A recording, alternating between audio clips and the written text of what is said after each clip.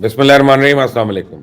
America जो है बहरा हैमर में कार्रवाई की धमकी तो दे बैठा है, लेकिन ये धमकी उसके अपने ही गले में पड़ गई हुई है। इत्तेहादी सारे डरे हुए हैं, अमेरिका को समझ नहीं आ रहा करे क्या ना करे। यमनी हूतियों की ताकत जो बज़ाहिर नजर आ रही है वो तो सिर्फ एक ट्रेलर है, असल तो इससे कहीं ज्यादा है। और यमनी हूतियों की एक वीडियो फलस्तीनी अकाउंट से एक जारी की गई है, जिसमें यमनीज ने एक जदीद तरीन फिजाई फौज को दिखाया है, जिसके पास दुनिया के जदीद तरीन लड़ाका तैयारे मौजूद है। कमाल है।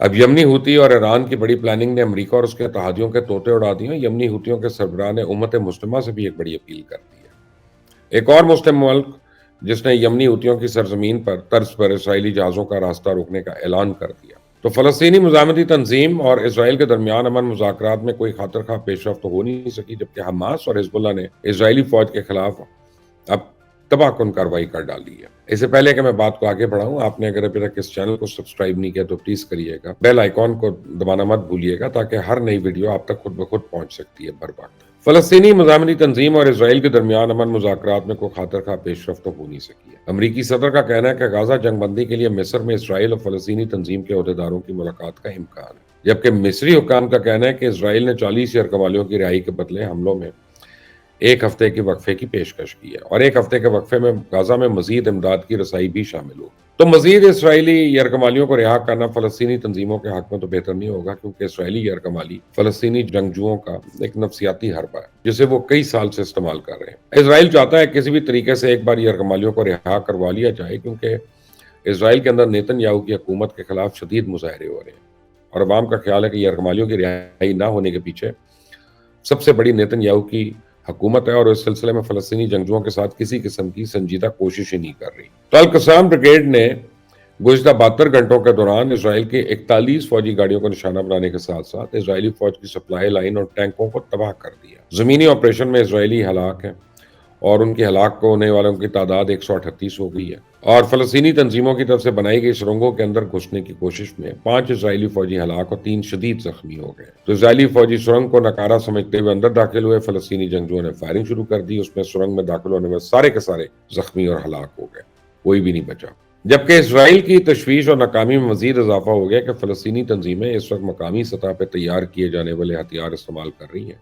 और सुरंग के अंदर असला बनाने की पूरी पूरी फैक्ट्रियां और कारखाने मौजूद हैं। दूसरी तरफ लेबनीज बॉर्डर पर हिजबुल्लाह की जानिब से इंतहाई जदीद हथियारों के जरिए इजरायली चौकी और मिलिट्री बेसिस को निशाना बनाया गया। तो हिजबुल्लाह की तरफ से जारी वीडियो में देखा जा सकता है किस तरह इजरायली फौज और टैंक हिजबुल्लाह के मिसाइल्स का निशाना बन रहे हैं। तो हर गुजरते दिन के साथ फलस्तीन, लेबनान, यमनी तंजीम की कार्रवाइयों में इजाफा होता जा रहा है, जिसके इसराइल के सलामती और मीशत पर शदीद मनफी असरात मुरतब हो रहे हैं। दूसरी जानिब इसराइली फौज ने एक बार फिर मगरबी किनारे पर छापे मारे हैं, जहां एक शहर छापों के दौरान मुतअद्दिद अफराद को हिरासत में लिया गया। इस दौरान कई फलस्तीनी शहरी जख्मी भी हुए। इसराइल ने गाजा पे वहशियाना बमबारी की है, जिसमें एक दिन में 100 फलस्तीनी शहीद और मुतअद्दिद जख्मी हुए। मैक्रोन का कहना है कि दहशतगर्दी के खिलाफ लड़ाई का मकसद गाजा को मसमसार करना नहीं है। सदर मैक्रोन ने इसराइल की तरफ से आम शहरियों को निशाना बनाने पर भी शदीद तनकीद की है। तो यमनी हुतियों की ताकत जो बज़ाहिर नजर आ रही है वो तो सिर्फ एक ट्रेलर है, असल तो उससे बहुत ज्यादा है। यमनी हुतियों की एक वीडियो फलस्तीनी अकाउंट से जारी की गई है, जिसमें यमनी हुतियों की एक जदीद तरीन फिजाई फौज को दिखाया गया है, जिसके बाद दुनिया के जदीद तरीन लड़ाका तैयारे मौजूद है। और फलस्तीनी अकाउंट से जारी होने वाली वीडियो यमनी हुतियों की फिजाई फौज को देखा जा सकता है, जिसमें हुती जंगजुओं को लड़ाका तैयारे उड़ाते दिखाया गया। तो ख्याल तो यह जाहिर किया जा रहा है कि यमनी हुतियों की तरफ से फिजाई मशकें अमरीका की तरफ से किसी भी मुमकिन कार्रवाई के जवाब की तैयारियां।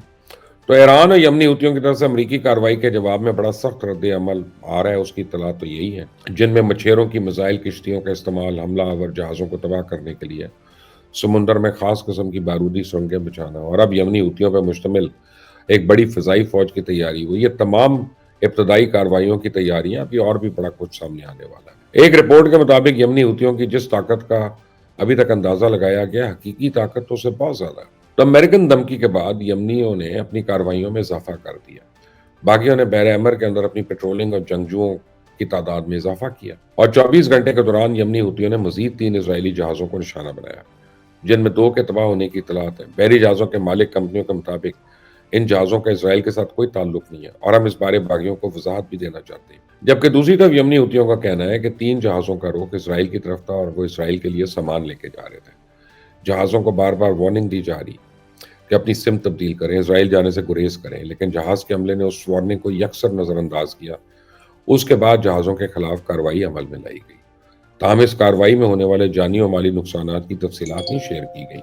امریکی دھمکی نے خطے میں موجود یمنی جنگجوؤں کے جذبات کو بھڑکا دیا، جس سے ان کی کارروائیاں تیز ہو گئی ہیں.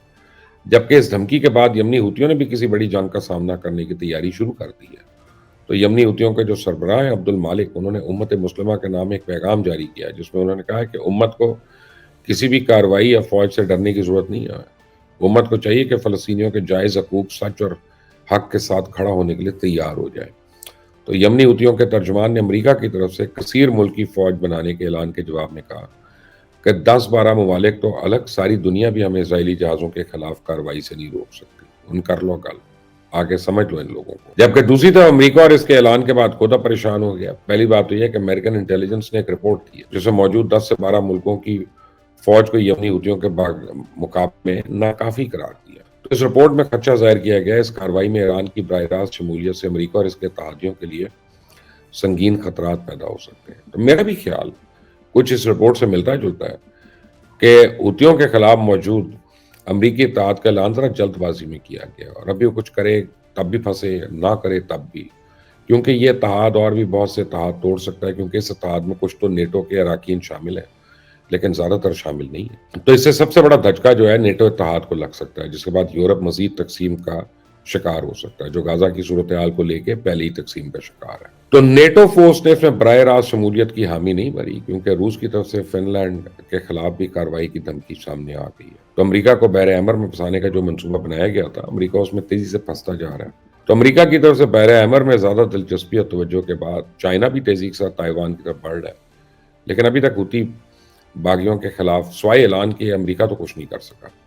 تو امریکہ کے ساتھ اس محاذ میں شامل ہونے والے بہت سے ممالک مارکا شروع ہونے سے پہلے ہی خوف کا شکار ہو گئے اور وہ اپنے فیصلے پہ نظر ثانی کر رہے ہیں. تو اگر امریکہ یہ مارکا اکیلے لڑنے کی کوشش کرتا ہے تو یہ امریکن معیشت کے اوپر ایک کاری ضرب کے طور پہ ثابت ہوگا، اور امریکہ کو حوثی باغیوں کے حملے کو روکنے کے لیے ڈیفنس سسٹمز استعمال کرنے پڑیں گے، جس سے نکلنے والے ایک ایک راکٹ یا میزائل کی قیمت جو ہے وہ ہزاروں امریکی ڈالر ہے. اسے حوثیوں کو تو کوئی خاص نقصان نہیں ہونا، امریکہ کو لگواتا جانا ہے. تو ایک اور مسلمان ملک نے حوثی باغیوں کی طرز پہ اسرائیلی جہازوں کا راستہ روکنے کا اعلان کر دیا. یہ بریکنگ نیوز ہے کہ ملیشیا جیسا ملک بھی عملی طور پہ مغربی سامراج اور فلسطینیوں کی حمایت میں کھڑا ہو گیا. ملیشیا کے وزیر اعظم انور ابراہیم نے یمنی حوثی باغیوں کے طرز پہ اسرائیلی جہازوں کے خلاف عندیہ دے دیا کارروائی کا، جو کہ امریکہ اور اسرائیل کے لیے ایک بڑا سرپرائز ہے. وزیر اعظم انور ابراہیم نے غزہ میں اسرائیلی فوجی کارروائی کو شدید تنقید کا نشانہ بناتے ہوئے کہا کہ وہ ہر اس جہاز کو نشانہ بنا سکتے ہیں جس کا رخ اسرائیل کی طرف ہوگا. یمنی حوثیوں کی کارروائی سے پہلے ہی اسرائیل کی معیشت قبر کے کنارے کھڑی تھی، تو اب ملیشیا کی کارروائی رہتی ستی کسر خود بھی پوری کر دے گی. آپ کو اگر ابھی تک یہ ویڈیو آپ نے سبسکرائب نہیں کی، اس چینل کو سبسکرائب نہیں کیا، تو پلیز وہ کر لیں. بیل آئیکن کو پریس کریں گے تو مزید اپڈیٹس ہیں وہ خود بخود آپ کو ملتی جائیں گی. انٹل دی نیکسٹ ٹائم، اللہ حافظ.